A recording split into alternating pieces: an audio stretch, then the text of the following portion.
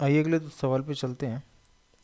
A some of rupees 3100 is lent out at simple interest in two parts, one at 8% per annum and another at 6% per annum. If the total annual interest is rupees 212, then what is the money lent at rate of 8%? Options 1000, 1250, 1300 D, 1400। ठीक, तो यहाँ पे देखिए हमें बताना क्या है। इस सम ऑफ रुपीज़ 3100 है, ठीक है, ये एक अमाउंट है। इसको दो टुकड़े में बांट दिया है, ठीक है, ज़रूरी नहीं है कि बराबर, ठीक। तो कुछ दो टुकड़े में बांटा गया है। एक टुकड़े को 8% के रेट से उधार पे दिया गया है, और दूसरा जो पार्ट है इसका, दूसरा टुकड़ा है, जो दूसरा हिस्सा है, उसको 6% प्रति वर्ष के दर से दिया गया, मीन 6% पर एनम के रेट से उधार पे दिया गया है। टोटल इंटरेस्ट यहाँ पे बता रहे हैं, जो 8% का अमाउंट है प्लस 6% का अमाउंट है, दोनों पे जो इंटरेस्ट मिल रहा है उन दोनों को जोड़ के कितना हो रहा है, 212।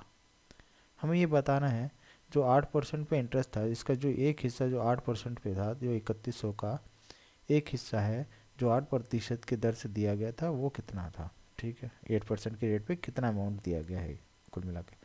चार ऑप्शन दिए हुए हैं, देख लीजिए। आइए इसको करते हैं,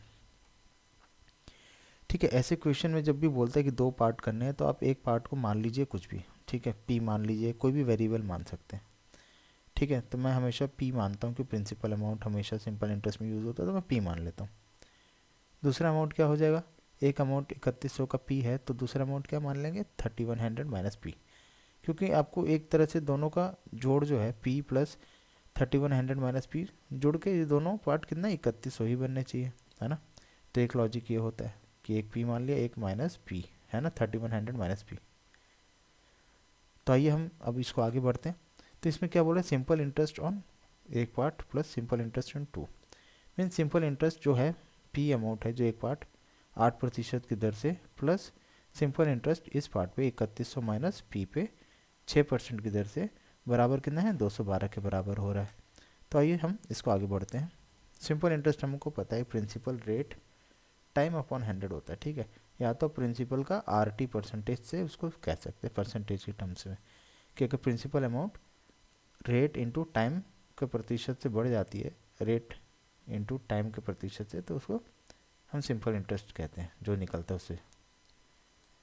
तो यहाँ पे देखिए principal rate time upon 100 SI1 के लिए, plus PRT dash upon 100 SI2 के लिए, इन दोनों का जोड़ कितना है, इसका जो इंटरेस्ट मिलेगा प्लस इस अमाउंट पे जितना इंटरेस्ट मिलेगा कितना है, 212 के बराबर, ठीक है। 100 को आप एलसीएम लेके पहले ही इसको दूसरी तरफ कर सकते हैं, ठीक है। ज़रूरी नहीं पहले ही कर लें, बाद में भी कर सकते हैं, ठीक है।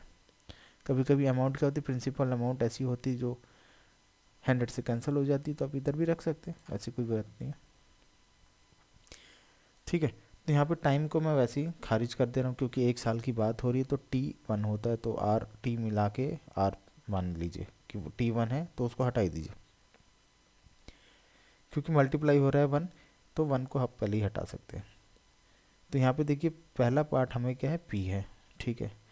पहला सिंपल इंटरेस्ट निकालना पहले पार्ट पे, तो पहला पार्ट क्या हमने माना है, P है, जो कि कितने दर से हमने दिया है, 8% के दर से। तो P इंटू 8/100, T तो 1 है ही, तो 8 इंटू 1 8, ठीक। तो P इंटू 8/100। दूसरा पार्ट क्या है, 3100 माइनस P, ठीक है।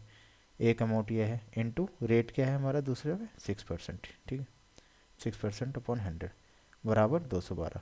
तो आप 100 को कॉमन लेके दूसरी तरफ कर लीजिए, ठीक है, एलसीएम लेके दूसरी तरफ भेज देंगे, ठीक है। तो इस पर जब दोनों एलसीएम सेम है, एलसीएम डिनोमिनेटर में, तो ऊपर वाले जो न्यूमरेटर में कोई अंतर नहीं पड़ेगा। तो 8P प्लस 3100 इंटू 6 कितना हो जाएगा, 18,600, है ना, minus 6 into P 6P is equal to 21200, ठीक है, 21,200।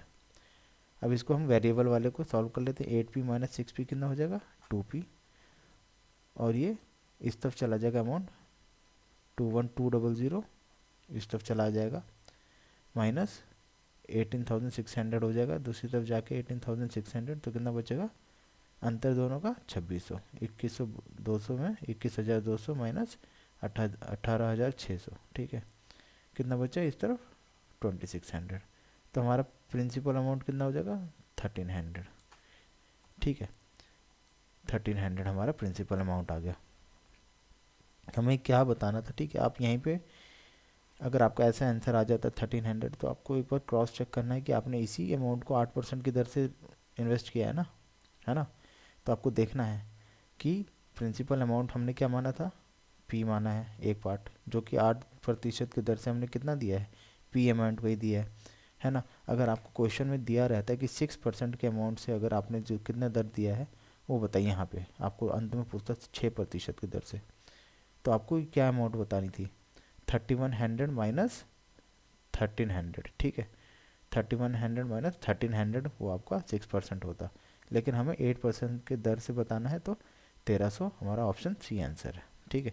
तो इस बात का ध्यान रखिए कि हमसे पूछा क्या है, 8% पे हमने किसको इन्वेस्ट किया है, पी को इन्वेस्ट किया, और 6% पे हमने कितने अमाउंट को इन्वेस्ट किया 3100 माइनस पी को, है ना। आप यहाँ देख सकते हैं, तो इसकी सावधानी थोड़ी सी बरतिएगा, है ना।